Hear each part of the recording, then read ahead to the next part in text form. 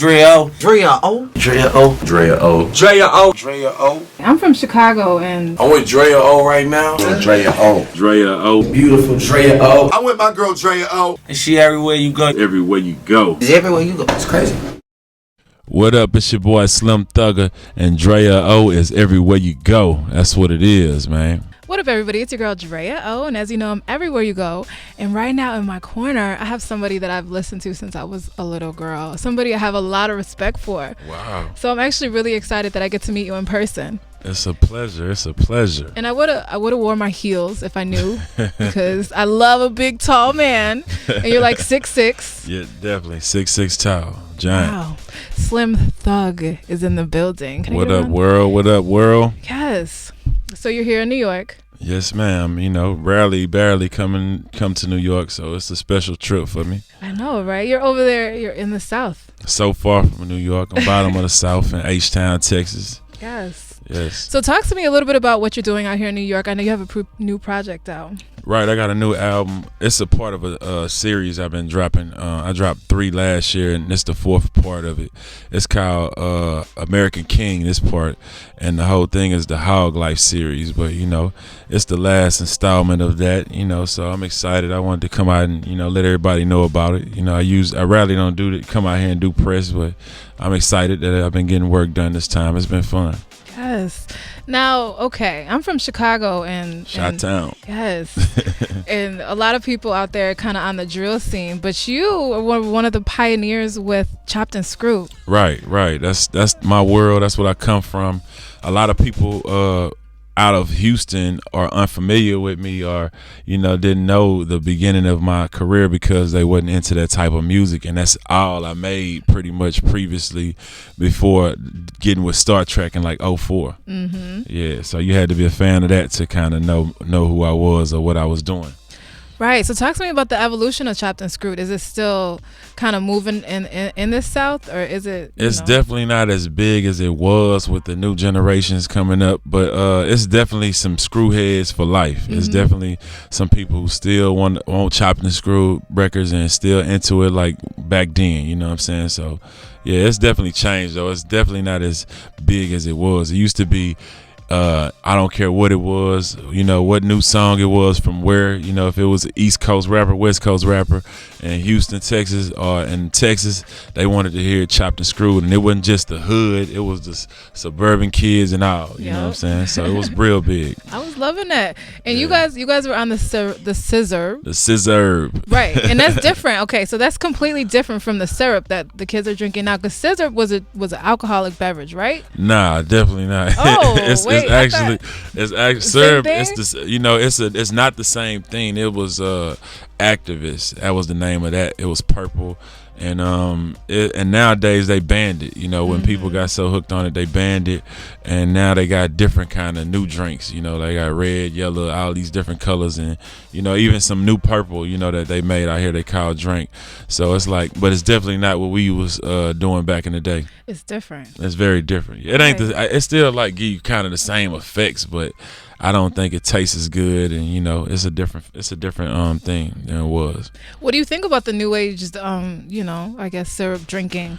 Well, I don't mess with it no more, man. I got away from syrup a long time ago. It's like it's a very expensive habit, man. It got to at one point before they got rid of it. It was like I think $3,000, $2,000 a pint. That's crazy. Yeah, it's like crazy, and it was rappers buying it, you know, all they could find. You know what I'm saying? And you know, that's way more expensive than Ace of Spade or anything. You know what I'm saying? Other beverages out there, so it just got too crazy. You know, when I was in the game, it was like, you know, way cheaper than that, couple $100. And what is the effect? Like, what did it? Talk to me about what it made you feel like. I mean, like, why do rappers like it so much? I think it relaxes you, you know what I'm saying? It just gives you a relaxing feel, like kind of, you know, and a lot of rappers feel like they become better rappers when they sip syrup, I think. And it's just something, man, you can just get used to, man. It's a good high. It was a good feeling, you know, laid back. You know, it wasn't like you'll do nothing crazy on no drink. You ain't gonna go kill nobody or nothing, you know, crazy. It was more of like a high, you know, like a weed high, you know, laid back. What made you stop? Well, it's just, for one, it was expensive, but the after effects of it, like the next day, it'll have you aggravated. You know what I'm saying? It have you feeling a certain type of way, having an attitude, and then it's just, if you stay on it, you get this hard ass stomach. Yeah. You get your drink belly, all that, man. It was just a lot of stuff like that, and I couldn't really hustle like that.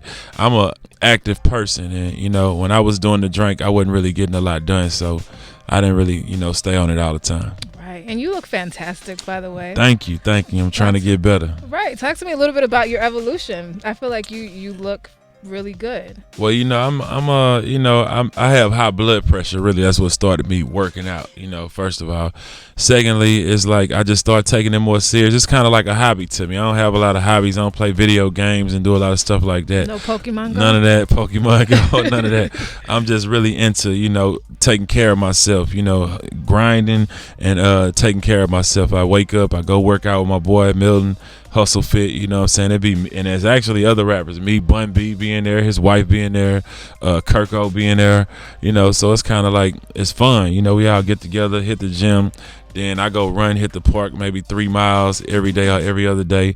It's just something I got used to and got into, and for the longest, I never changed my diet. I still was eating real bad because I'm real into good food. I'm really into that. And I go out to eat a lot. If you know me and you don't follow me on Instagram, you'll see I love, restaurants, and everybody pretty much follow me to see where the good food spots at in Houston. But I changed that lately. I'm on a 30-day fast right now where I'm only on meal preps from BFit Foods, and I don't smoke and I don't drink, and it ends Friday, but I doubt if I just jump back into drinking, and I might smoke, because it's the release party for the American King, and ain't no calories in that. Right. So, what I'm saying? I might do that, but for the most part, I'm going to try to stay disciplined and stay real, man, and stay in shape. That's love. That's really good to hear. And you're independent now. You're putting the project out independently. Right. Talk to me about the independent grind, because it's 2016, and I guess, a lot of people want to stay independent. Right. So what made being independent important to you? Well, I always been independent, and I saw the benefits of it early in the game to the point where I didn't even want a major deal. Back in the day, I used to see so much money independent. It was real beneficial for us. We had a lot of mom and pop stores. Texas is a huge state. I know New York is a huge city, but Texas is a huge state, and it has like Houston, Dallas. Those are two of the biggest cities. Austin, San Antonio, and not to mention all the little small towns in between. And we was able to make a lot of money just in our own state off of selling CDs, chopped and screwed CDs to mom and pop stores. We would drop one every month and go pick up that bag every month, and not just off of what we dropping new, but off the catalog. And we kept dropping them, like I say, once a month. So it was a good business for a long time until Best Buy came in and knocked us out the game with the $9.99 CDs. You know what I'm saying? They shut down pretty much all the mom and pop stores. So it changed the game down there, and that's when I began to consider getting a major deal and got with Interscope Geffen and Pharrell them and Star Trek. So do you think people should stay independent in 2016? What are the roadblocks? Because a lot of times, the doors are closed. You have to be signed artists for certain things, opportunities. It's I would say radio. Like, if you make hit songs, you probably need a label backing to get you on all the radio stations and get you on all the outlets. But outside of that, the internet is so huge, and Apple Music and it's not that hard for a hot song to spread. You know what I'm saying? I think if you stay independent and put out some good music, I think it'll pretty much travel on its own. With this day and age, everything is so instant, and everybody is tuned in to Apple Music or whatever. It can be on the hot tracks of the month. You don't need a major for that. You can go through Empire, who I go through, and they'll give you those same looks. Well, actually, Fat Joe went through them, went platinum, what I'm saying? Well, all the way up, and they independent, also, what's the dude name? The new dude, he had the song that Drake kind of flipped. There's a couple. Is it Drum? is it broccoli or what is it? Oh, Drum? Yeah, what's his drop. name? Yeah. Anyway, yeah. Well, he got a new record. He just dropped. It went gold. You know what I'm saying? So it's like you can be independent and do those type of numbers. You don't really need the major backing. I don't think no more, unless you're trying to, solidify a real radio fan base. Yeah, and I think the radio kind of, is in this day and age, you don't have to have it, to go platinum or do all that no more. Yeah, the internet is so big, man. I know, it's kind of scary. You're on all. Are you exposing yourself fully on the internet? Like, do you go on all the social media sites like Snap? I Twitter, do. Instagram. I'm pretty much active on Instagram mainly. That's my main one. I go on Snapchat a little bit, probably more than Twitter. And Facebook, I'm just now really trying to get on Facebook. I never was on Facebook, but everybody keep persuading me to do it. But I do like the Facebook Live thing. But yeah, that's cool. I'm not really that private. Like, I don't really, I don't mind posting what I'm doing. I don't feel like, I need to be hiding from nobody or hiding what I do from nobody. So I do post a lot on Instagram for sure. Definitely. Very active. Follow me on Instagram, HogLife101, HOGGLIFE101. Yeah. So talk to me about the evolution of the music. Slim Thug in 2016. What can your fans expect off this? A grown up Slim Thug. You know what I'm saying? It's just grown music I'm doing. At this point on American King, it's more on motivational. Telling you what's right instead of what's you want to hear, and just giving game, man, real game, and telling people to live like a king. You know what I'm saying? And you got to have self-value and self-morals, and, be somebody who bought something. That's really pretty much what American King is about, and what this music I'm doing right now is about. And it's also a little personal, too. I got songs on there about what happened, what's happening with being a father and talking to my kids, and what's going on in the streets with police brutality and different stuff like that. I saw you guys opening up the banks. You guys switched a lot of accounts to the black-owned banks. Right. We trying to do whatever we got to do to make the change, man, to stop what's going on from happening. Whatever we got to do to wake people up and make them respect us, I'm down with it. And honestly, it don't affect me a lot. I don't get pulled over by police often, and I know a lot of police in Houston because they didn't work for me eventually, from all the years I've been in the game. I didn't work for me in the club, or, they just know I'm not out here doing nothing crazy, you know what I'm saying? So for the most part, I don't deal with it, but I remember being in the hood and having to deal with it a lot. So I don't want to just have a blind eye to, to that because I don't have to deal with it.